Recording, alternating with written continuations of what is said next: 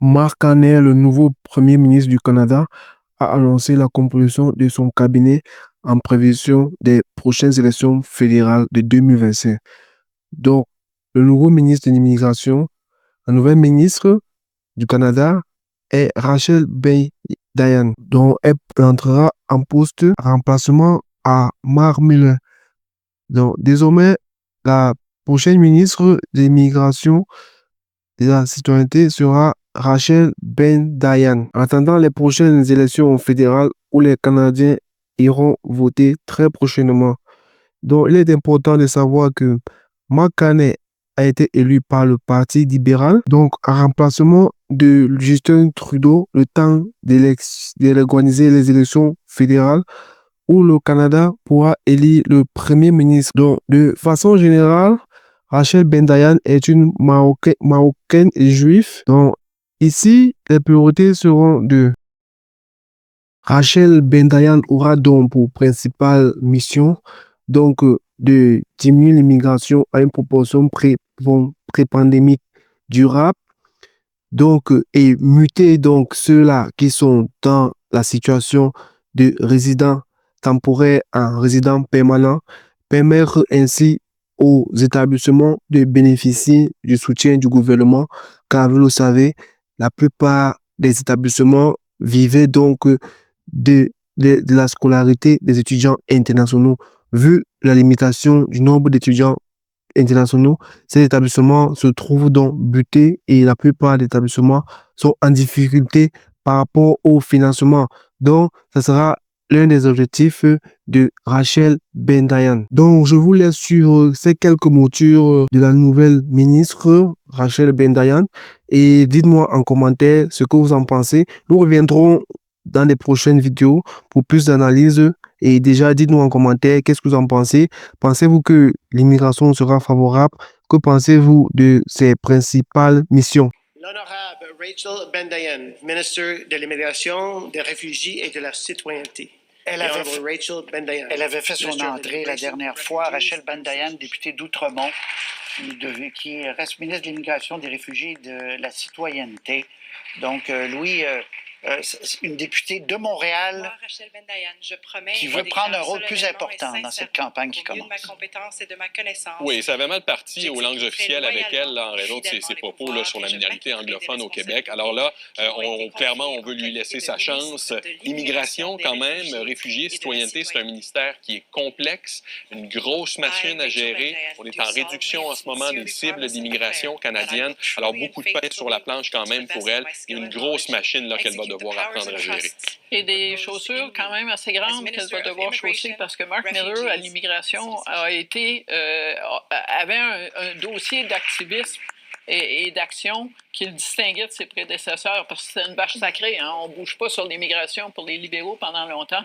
Alors, et ils ont dû bouger. Oui, ils ont dû bouger et M. Miller l'a fait. Alors, non seulement c'est un portefeuille difficile, mais il va falloir aussi s'inscrire dans une succession qui va demander des efforts.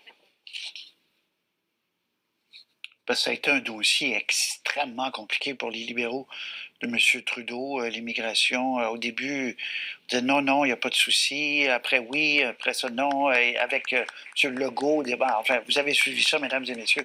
Donc, politiquement, là, c'est un dossier dangereux. Et c'est pas terminé. Et c'est pas terminé. Après la démission du Premier ministre du Canada, il y a 2 mois de cela, Mark Carney a été élu le 9 mars dernier par le Parti libéral pour succéder à Justin Trudeau. Alors, quel est le programme d'immigration de Mark Carney ou quelles sont ses positions par rapport à l'immigration? D'un côté, Mark Carney a souligné le rôle que joue l'immigration dans la croissance et l'économie canadienne. Mais de l'autre côté, il a critiqué la récente politique d'immigration qui admet plus de nouveaux arrivants que ce que le Canada peut accueillir et suggéré de mettre en place un plafond d'immigration.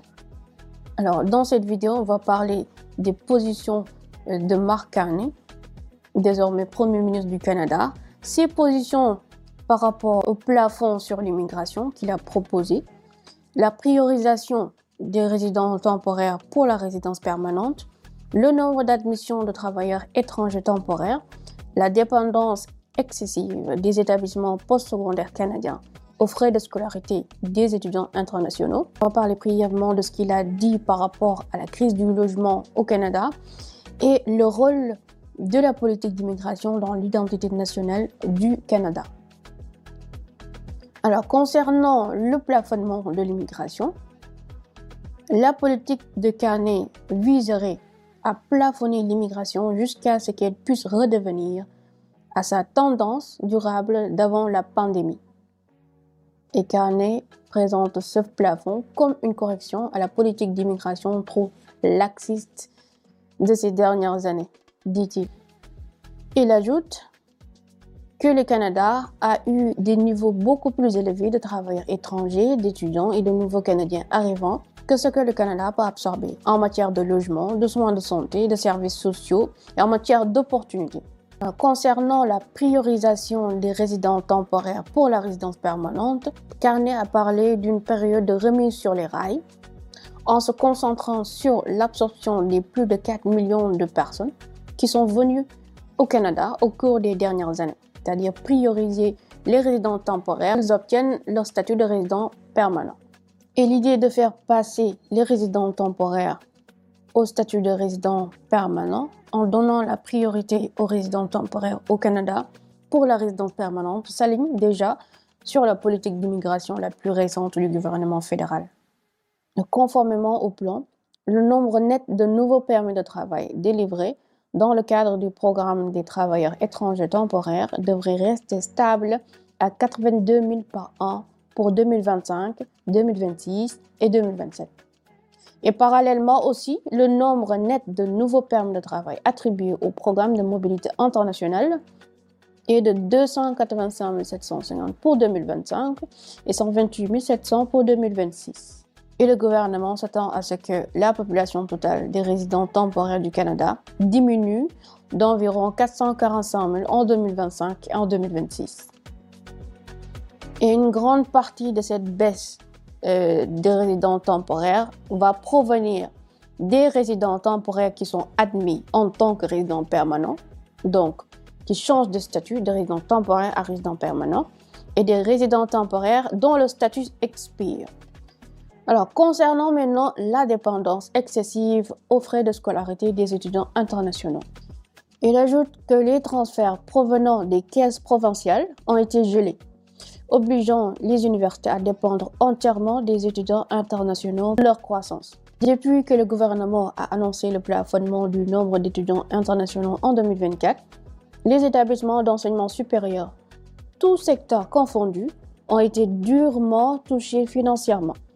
Nombre d'entre eux ont enregistré les déficits budgétaires de plusieurs millions de dollars, en plus de procéder à des licenciements, à des gels d'embauche et à des coupes dans les programmes et services pour combler le manque à gagner.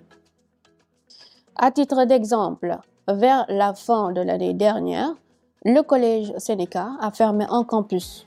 Le collège Sheridan a suspendu les inscriptions dans au moins 40 programmes et l'université de Waterloo a mis en place un gel complet des embauches.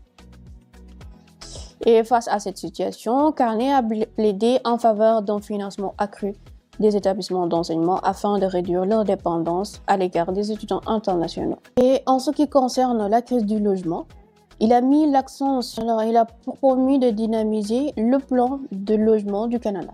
Et ce plan visant à dynamiser le plan de logement comprend la croissance de la main-d'œuvre du secteur de la construction en investissant dans la main-d'œuvre qualifiée et en élargissant les programmes de formation et d'apprentissage pour les métiers spécialisés. Donc, une opportunité pour les travailleurs spécialisés.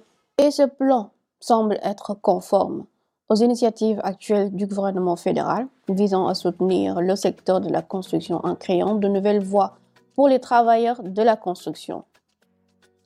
Et enfin, concernant la politique d'immigration et l'identité nationale du Canada, Carney a souligné l'importance de l'immigration pour l'économie du Canada ainsi que pour son identité nationale. Et lorsqu'on lui a demandé si le Canada pouvait se permettre une politique pro-immigration, Carney a répondu oui, que le Canada pouvait le faire, sans doute, et que le Canada ne peut pas se permettre de ne pas le faire. Un point important, il a également souligné l'histoire du Canada en matière d'accueil des immigrants, mentionnant qu'une grande partie de la population du pays est constituée d'immigrants de deuxième génération, voire d'immigrants directs ou se situant entre les deux. Il ajoute que le Canada est un pays qui accueille favorablement l'immigration et intègre très rapidement les immigrants pour qu'ils deviennent canadiens et se développent. Donc, en conclusion, le nouveau Premier ministre va d'une certaine manière continuer la politique d'immigration du gouvernement de Justin Trudeau concernant la crise du logement, le récent plafond de l'immigration au Canada pour 2025, 2026 et 2027.